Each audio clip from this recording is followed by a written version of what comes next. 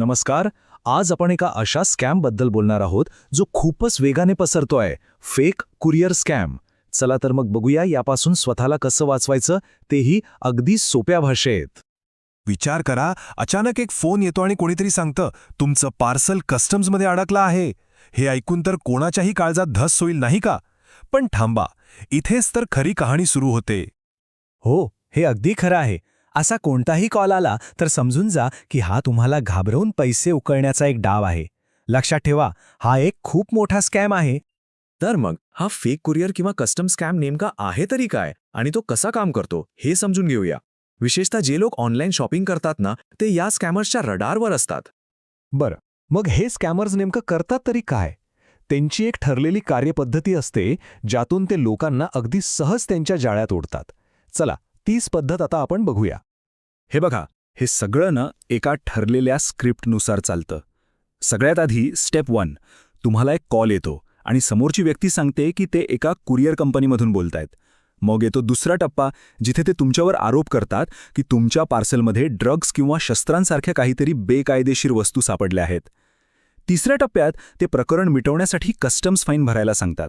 आणि जर कोणी नाही म्हटलं तर मग सुरू होतात धमक्या, पोलीस, सीबीआय किंवा अगदी डिजिटल अरेस्टसारखे भयंकर शब्द वापरले जातात. आणि शेवटचा टप्पा, एकदा का पैसे त्यांच्या खात्यात गेले की ते अक्षरशः गायब होतात. फोन बंद आणि पार्सल तर कधीच येत नाही. आता मनात प्रश्न येतो की एवढं सगळं असूनही लोक याला बळी का पडतात? याचा एकच कारण आहे, भीती. हे स्कॅमर्स भीती आणि गोंधळ निर्माण करण्यासाठी खास मानसिक युक्त्या वापरतात. यांची पद्धत खरंच खूप हुशारीची असते.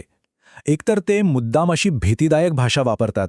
त्यात पोलीस किंवा सीबीआय सारखी मोठी नावं घेतली की कोणालाही घाम फुटेल. आणि सगळ्यात महत्त्वाचं म्हणजे हा कॉल इतक्या अचानक येतो की आपल्याला विचार करायला जराही वेळ मिळत नाही आणि त्याच गोंधळात लोक फसतात. पण अजिबात घाबरू नका. या फसवणुकीपासून वाचण्यासाठी आपल्याकडे एक नाही तर अनेक सोपे आणि प्रभावी मार्ग आहेत.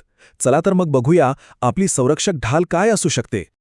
एक गोष्ट कायम लक्षात ठेवा, कोणतीही खरीखुरी कुरिअर कंपनी, मग ती फेडेक्स असो, DHL असो किंवा ब्लू डार्ट, ते तुम्हाला कधीही फोन करून दंड किंवा कस्टम ड्युटी भरायला सांगणार नाहीत. त्यांची एक ऑफिशियल प्रोसिजर असते. आणि ही गोष्ट तर डोक्यात फिट करून ठेवा. कस्टम्स विभाग किंवा पोलीस यासारख्या कोणत्याही सरकारी संस्था दंडाची रक्कम भरण्यासाठी तुम्हाला कधीच गुगल पे किंवा फोन पे सारख्या UPI ॲप्सवर पैसे पाठवायला सांगणार नाहीत. त्यांचे व्यवहार फक्त अधिकृत बँकिंग चॅनलमधूनच होतात. म्हणून सरळ नियम आहे, असा कोणताही संशयास्पद कॉल आला तर जास्त बोलायचंच नाही. फक्त कॉल कट करा आणि तो नंबर लगेच ब्लॉक करून टाका. आपली कोणतीही पर्सनल माहिती त्यांना द्यायची नाही.